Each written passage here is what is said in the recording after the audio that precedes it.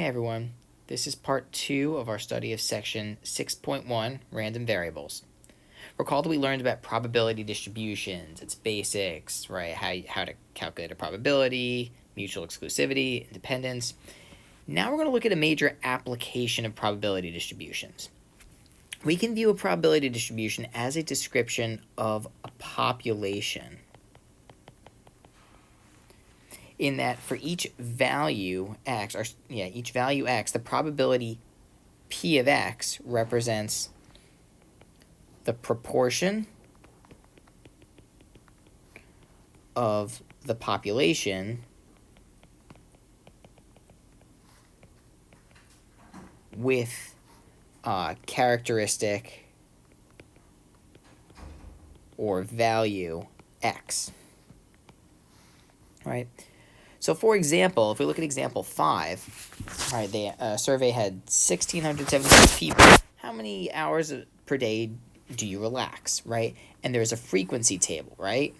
The frequency is there, number of hours relaxed is there. But if they say construct a probability distribution of x, where x is the number of hours that you rest or relax, all they're asking for really is construct a relative frequency table. So really we'll just have the relative frequency right here, right? So this is just going to be 1/14. Whoa, that was weird. I don't know why that happened. 114 divided by 1676. Actually zoom in, right? And then whatever that winds up equaling. Maybe actually I'll do it a little thinner here, right? 114 divided by 1676. And then whatever that equals. And then this probability is going to be this, right? And so you see this is just another way of saying the proportion of people who relax for 0 or 1 hours per day is blah, okay?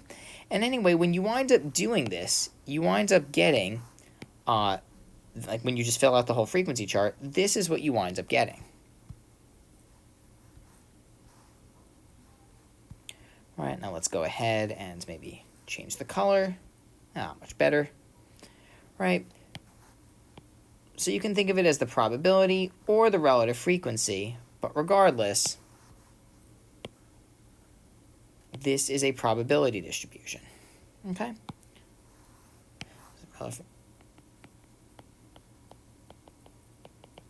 And sure enough, just like with probabilities, all these relative frequencies sum to 1, except maybe not because of some rounding, right? So that's part A, okay? Part B, find the probability that a person relaxes more than 4 hours a day. Now what this means is that suppose we randomly sampled someone from this population. What's the probability that the randomly sampled person will relax more than 4 hours a day, right? Meaning 5 to 8 hours a day, right? So the probability of relaxing more than 4, I think we can switch to this, is going to be equal to 231 plus 149 plus 33 plus 60, and all of that is going to be divided by 1676. Right? So just doing that out, let's see what that gives us really quickly, right? Right, so we're getting 231 plus 149 plus 33 plus 60. That's 473. Okay. 473 divided by 1676, about 28%. Okay. And then find the probability that a person doesn't relax at all. So that's the probability of 0 hours rested, which is 114 over 1676. And let's see what that approximately equals. Oh, no. Here we go.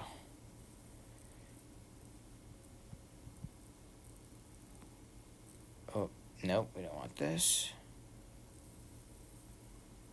Oh, excuse me here. 114 divided by 1676. About 0.07. Okay. All right. So again, we're using probability distributions to model populations. Okay, now one of the most important measures in statistics is called the expected value. It's the same as a weighted average. Suppose that we have a random variable x that can take on values x1 through xn. In other words, the sample space is x1 through xn, right? And then the probability of x1 is p of x1, etc., through p of xn, right? The expected value of x is, well, we denote this with e of x. Sometimes you see people have an extra bar like that.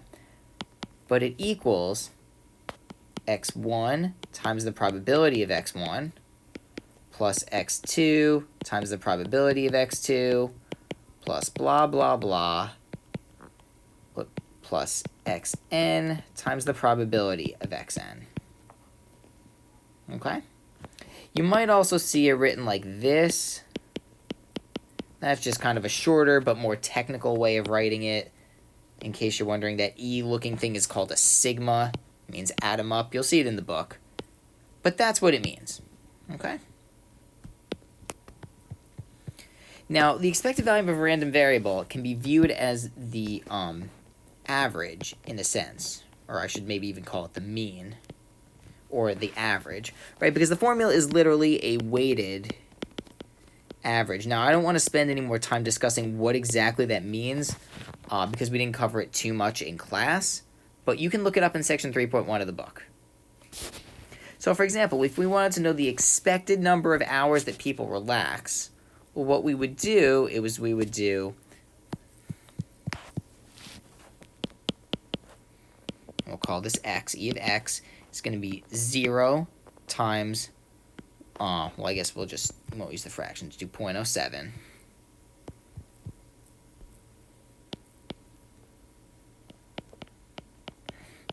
Plus 1 times, was that 0.2? No, 0.11. Plus 2 times 0.20. Plus blah, blah, blah. Plus 8 times 0.04. And it turns out that when you do all this out, you wind up getting 3.42 hours. Okay? Now, here's the question. Does it make sense to view this value as the mean number of hours people relax? Well, yeah, it does. Because if you took all of the people's number of hours that they relaxed, right? If you added up 0 114 times, plus 1 plus 1 plus 1 plus 1, 186 times, plus 2 plus 2 plus 2, 336 times, etc. And you did this for all of the hours, and then divided by 1676, then you would get this.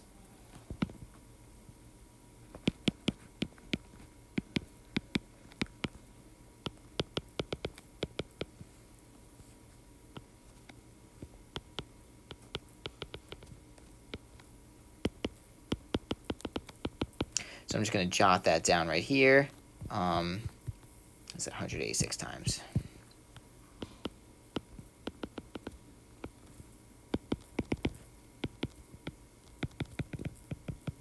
And how many times did they do 8? It was 60 times.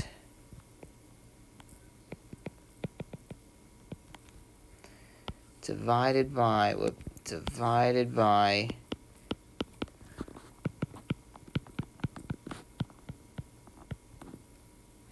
so there you go.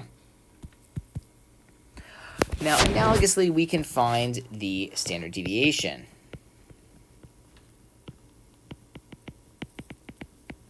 Of a random variable. Right, assuming we know the probability distribution. Of course, we have to know that, just like with the expected value. Right, now, there is the original way to do it, and then here, I'll put them both out there. Right, the formula for the variance of our random variable is this. It's x1 minus,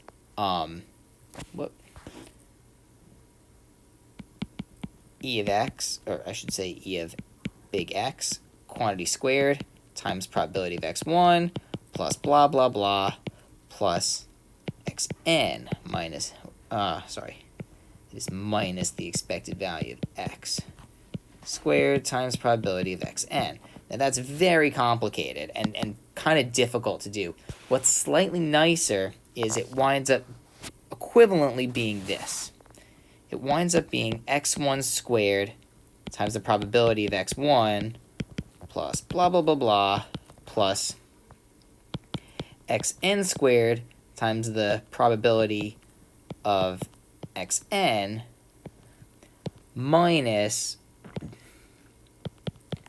x1 times the probability of x1 plus blah, blah, blah, plus xn times the probability of xn quantity squared. And this winds up being the expected value of x squared minus the expected value of x quantity squared.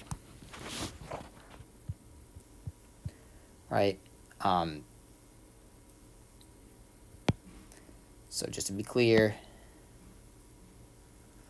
this is the easier formula.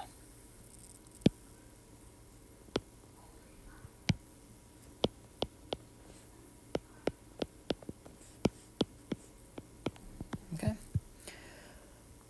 So I will leave this as an exercise for you to find the variance and standard deviation of the number of hours people relax. And needless to say, this is the variance. The standard deviation is simply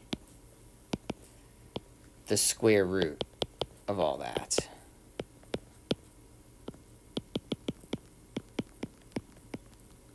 Okay.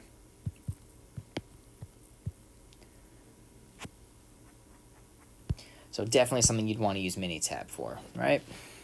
So for example 8, right, we're given a probability distribution.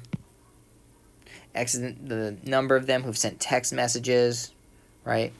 Find the probability that someone has sent 2 text messages, right? Well, for part A, that's just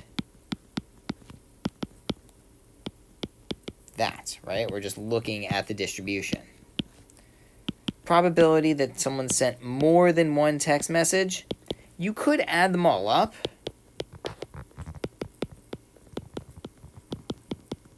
Especially if you had a calculator, which you should have. It wouldn't be so bad, but suppose you don't, right? I don't have a calculator on me right now. So instead what I'm going to do is this is the same as 1 minus this and this, because they're complements, right? I'll let you think about why. So this winds up being 0.112, so I think we're at 0.888, as a matter of fact. Right. So that's the probability of more than 1. Find the probability that 3 or more sent text messages.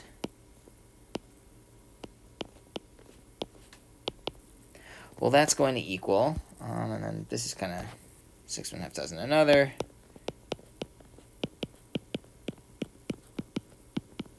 Right, we're just adding them up. That's going to be, right, let's do this out.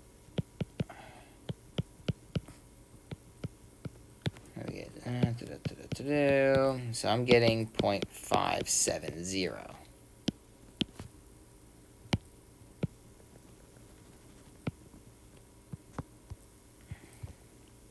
Find the probability that fewer than 2 of the teenagers sent text messages.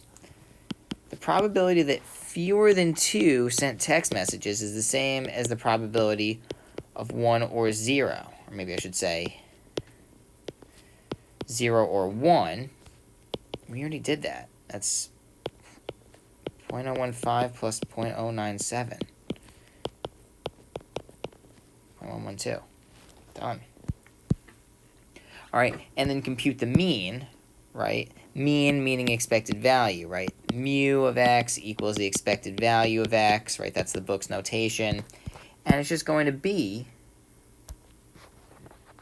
0 times 0.015 plus 1 times 0.097 plus 2 times 0.258 plus 3 times 0.343 plus 4 times 0.227 plus 5,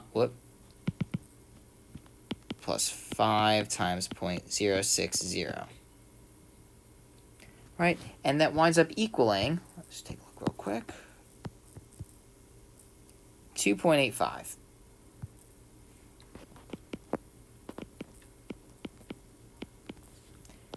And F, I'll let you do it out,